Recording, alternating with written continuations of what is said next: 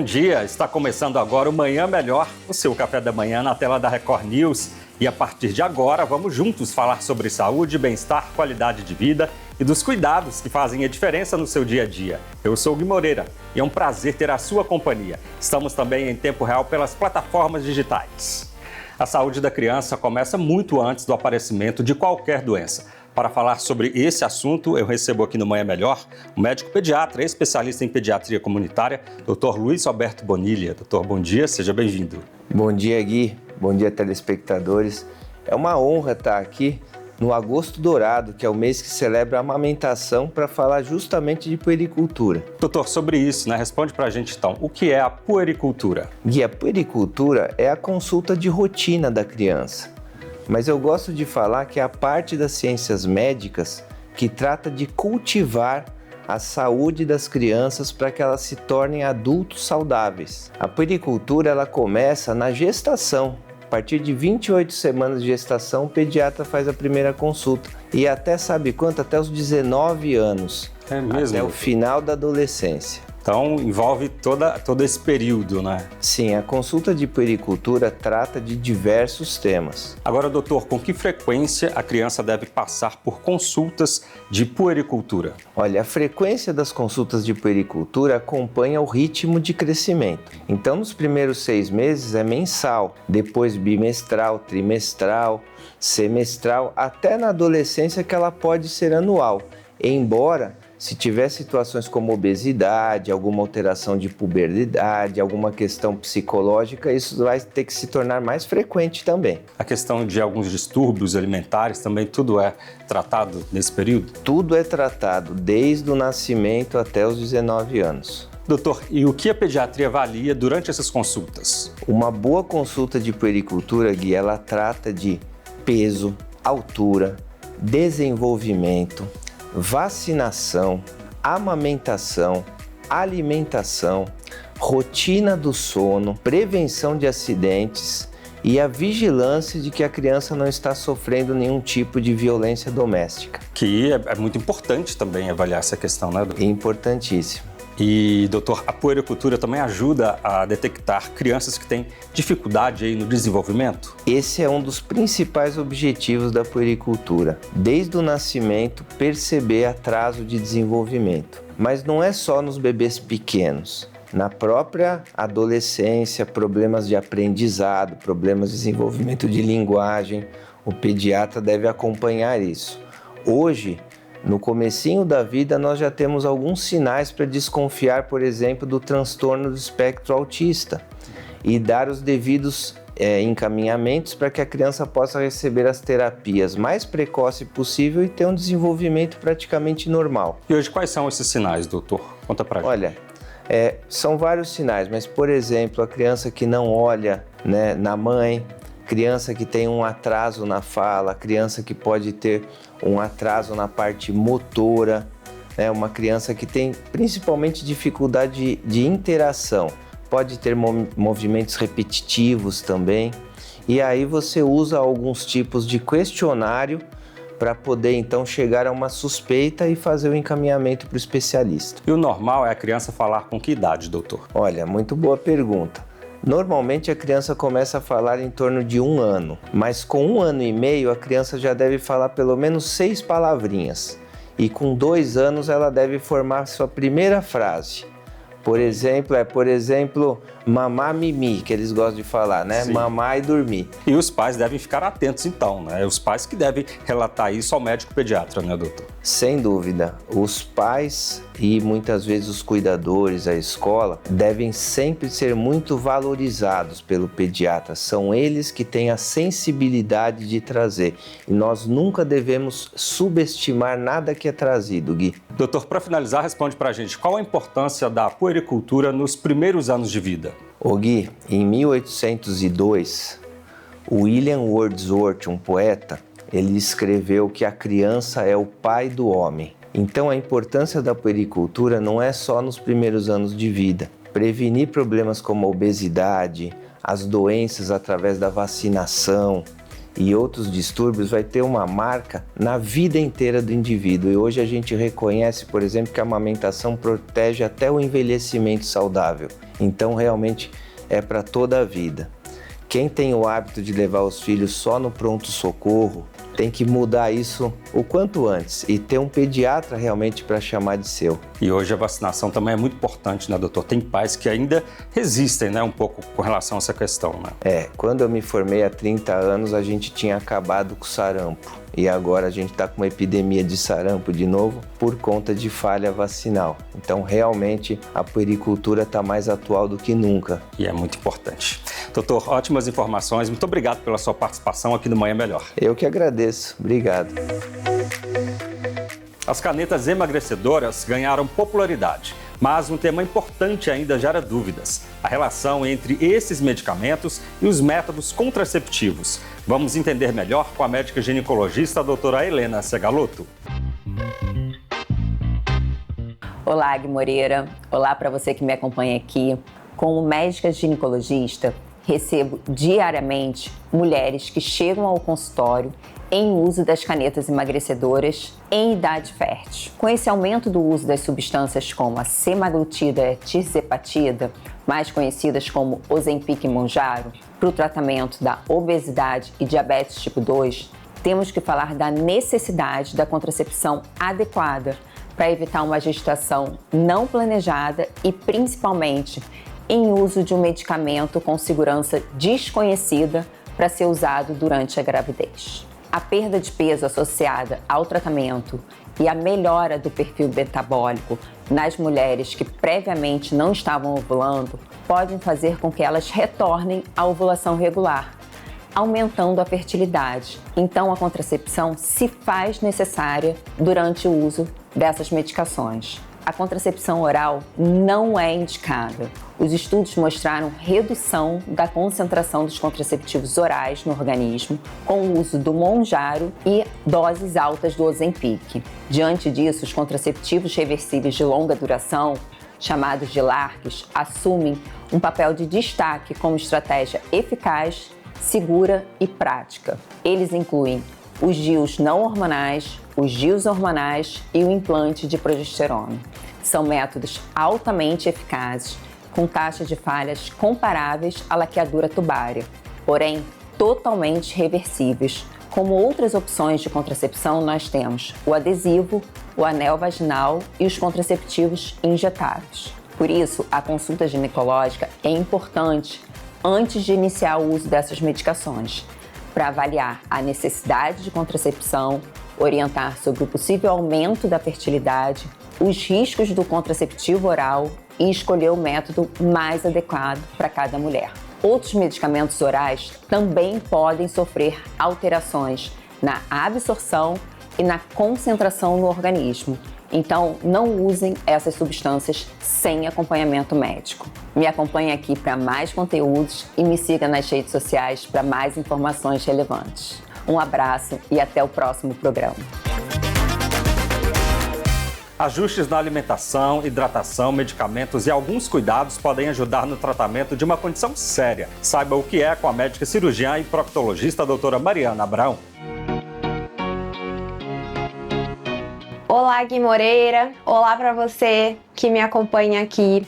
Você sente uma dor intensa ao evacuar, como se fosse um corte ou uma ardência na região anal? Saiba que isso não é normal e pode ser uma fissura anal. A fissura anal é uma pequena ferida na região do ânus que costuma provocar uma dor muito forte durante a evacuação e até por várias horas depois. Muitas pessoas também apresentam um sangramento vermelho vivo e acabam evitando ir ao banheiro por medo da dor. Esse ciclo é um grande problema. Quanto mais a pessoa prende as fezes, mais endurecidas elas ficam, aumentando o trauma na região e dificultando a cicatrização. A boa notícia é que quando diagnosticada precocemente, a fissura costuma responder muito bem ao tratamento, que pode incluir um ajuste na alimentação, aumento na ingestão de água, medicamentos, procedimentos modernos, temos até procedimentos que são realizados no próprio consultório. Hoje também contamos com tecnologias como o laser, que pode ser um grande aliado em algumas situações específicas, promovendo uma cicatrização mais rápida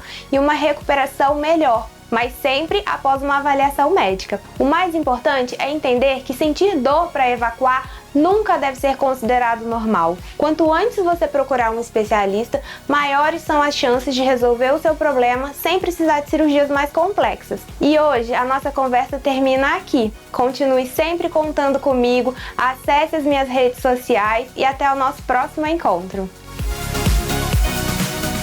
O excesso de pele nas pálpebras, bolsas de gordura e a flacidez ao redor dos olhos podem dar uma aparência de cansaço e comprometer o campo de visão. Quem explica é a médica cirurgiã plástica doutora Flávia Dantas. Olá, Gui Moreira. Olá para você ligado comigo. É um prazer estar com vocês aqui mais uma vez no Manhã Melhor. Uma das queixas mais comuns que eu escuto no consultório é: doutora, as pessoas vivem me perguntando se estou cansada ou triste, mesmo quando eu estou muito bem. E muitas vezes isso acontece porque a região dos olhos é a primeira da face a mostrar os sinais do envelhecimento. Com o passar dos anos, a pele das pálpebras vai ficando mais flácida, pode surgir aquele excesso de pele, bolsas de gordura e até uma sensação de peso sobre os olhos. Em alguns casos, esse excesso passa a ser tão grande que ele atrapalha o campo visual. E é justamente aí que entra a blefaroplastia, que é a cirurgia dessa região aqui das pálpebras. A blefaroplastia ela pode ser realizada na pálpebra superior, na inferior ou nas duas ao mesmo tempo, sempre de acordo com a necessidade de cada paciente. Lembrar que o objetivo não é nunca mudar a expressão da pessoa, muito pelo contrário. O que a gente busca na cirurgia plástica é devolver um olhar mais leve, descansado e rejuvenescido, preservando completamente a identidade e as características de cada pessoa. Hoje, em muitos pacientes, conseguimos realizar essa cirurgia com anestesia local associada a uma sedação em ambiente de day hospital, permitindo uma alta no mesmo dia com uma recuperação bem tranquila. O retorno às atividades costuma ser em poucos dias, respeitando as orientações médicas e o tempo de cicatrização de cada organismo. É importante lembrar que todo excesso de pele não precisa necessariamente de uma cirurgia. Durante a consulta, nós vamos avaliar se o melhor tratamento será realmente uma blefaroplastia ou se procedimentos menos invasivos podem também trazer um bom resultado. O mais importante é individualizar cada caso. Um tratamento bem indicado é aquele que respeita a anatomia do paciente, entrega um resultado natural, sem aquele aspecto artificial que ninguém deseja. A cirurgia plástica ela deve sim valorizar aquilo que cada pessoa tem de mais bonito e nunca transformar quem ela é. Espero que vocês tenham gostado desse conteúdo e até a próxima! Você já ouviu falar que emagrecer não é o mesmo que ficar saudável? Isso acontece porque o que realmente importa não é apenas quanto peso você perdeu. Vamos entender mais agora com a médica ginecologista, a doutora Patrícia Magier. Olá, Gui Moreira. Olá para você que me acompanha também. Que bom estar mais uma vez aqui com vocês no Manhã Melhor. Hoje eu quero falar sobre uma frase que parece simples, mas que pode mudar completamente a forma como você enxerga o emagrecimento. Emagrecer não é necessariamente ficar saudável. Durante muitos anos, nós aprendemos a medir o sucesso de um tratamento apenas pelo número da balança. Se a pessoa perdeu 10 quilos, acreditamos que ela está mais saudável. Mas a medicina evoluiu e hoje sabemos que essa avaliação é muito superficial. O que realmente importa não é apenas quanto de peso você perdeu, mas o que você perdeu. Quando o emagrecimento acontece sem acompanhamento médico e sem uma estratégia adequada, é muito comum perder não apenas gordura, mas também massa muscular. E isso é preocupante, porque o músculo é um verdadeiro órgão metabólico.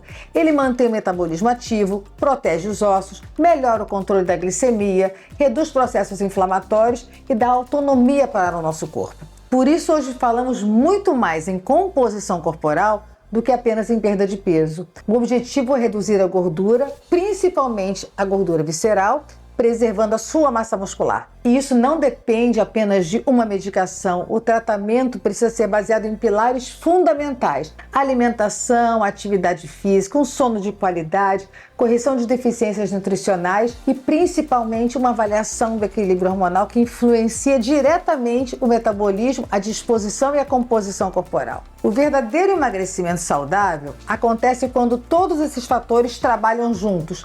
Assim, evitamos o efeito sanfona, preservamos a massa muscular e reduzimos o risco de trocar a obesidade por uma doença silenciosa chamada sarcopenia. Lembre-se, o sucesso de um tratamento não é apenas vestir uma roupa menor, é conquistar mais força, mais disposição, mais saúde e mais qualidade de vida. Porque emagrecer é importante, mas emagrecer preservando músculos e cuidando do organismo como um todo é muito melhor.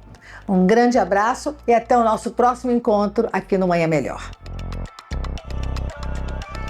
A cirurgia endoscópica de coluna é um método que permite tratar diversas doenças da coluna com grande precisão e menor agressão aos tecidos.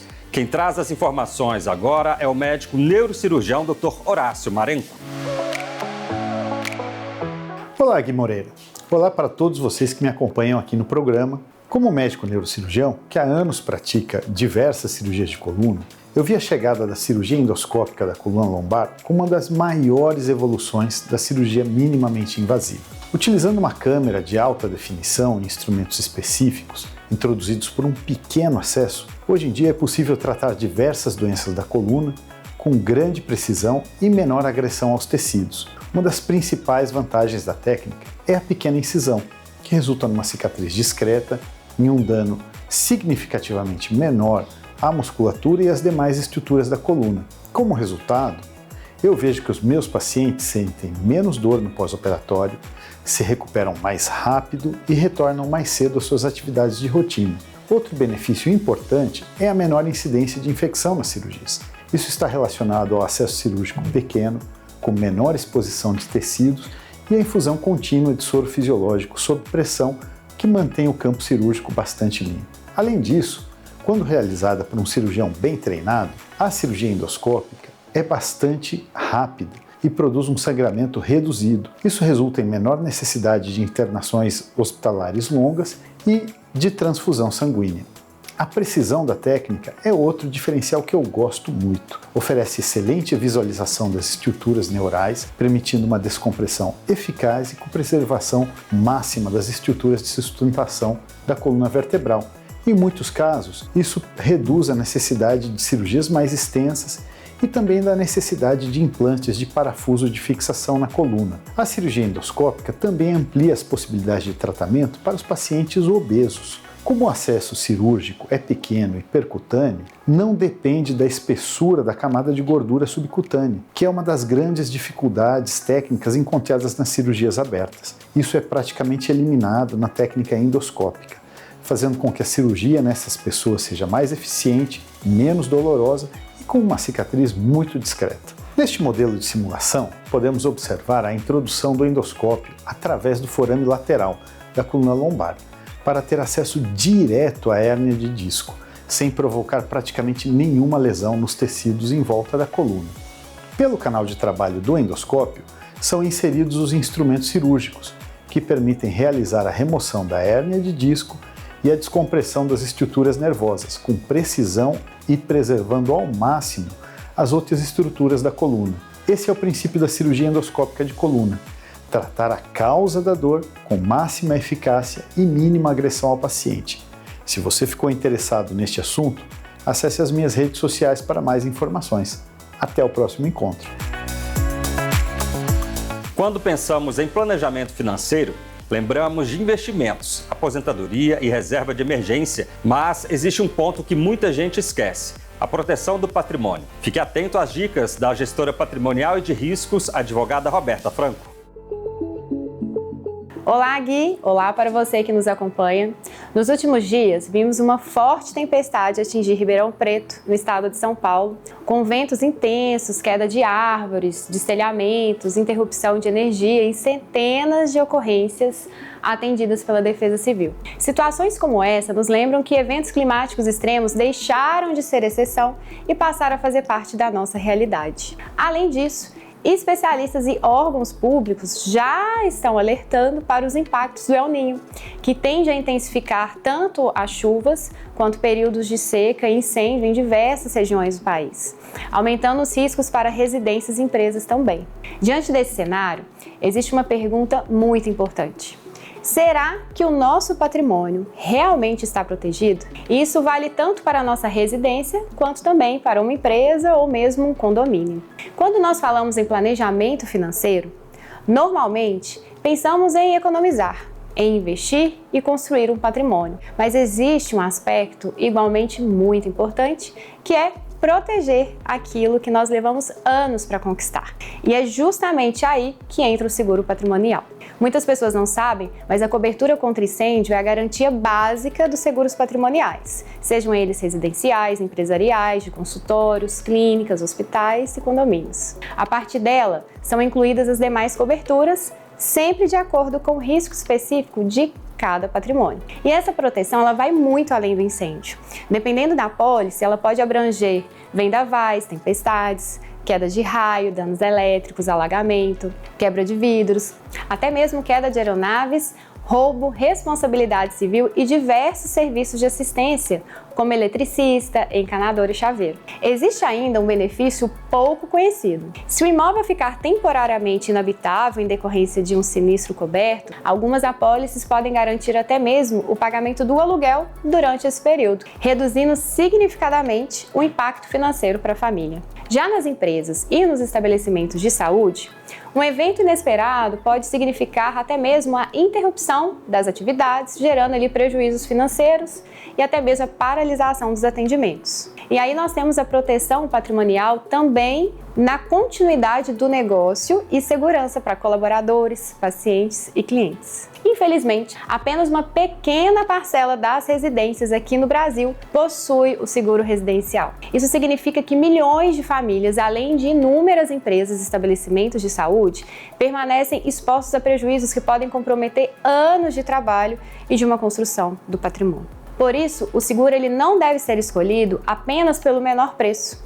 Cada residência, cada empresa, consultório, condomínio, possui seus riscos específicos e muitas coberturas são contratadas de forma adicional. O mais importante é realizar uma análise técnica para que a proteção seja compatível com a realidade e a exposição de cada cliente. O verdadeiro planejamento financeiro não consiste apenas em acumular patrimônio. Ele deve também protegê-lo para que um eventual inesperado evento não comprometa anos de dedicação, investimento e conquistas. Por isso, se você já possui um seguro patrimonial, esse é um ótimo momento para revisar a sua apólice e verificar se ela continua adequada aos riscos atuais. E se você ainda não possui essa proteção, talvez seja a hora de transformar um risco imprevisível em uma decisão inteligente. Para avaliar os riscos do seu patrimônio e conhecer mais proteções adequadas, fale comigo pelo Instagram, @RobertaFranco. Até a próxima!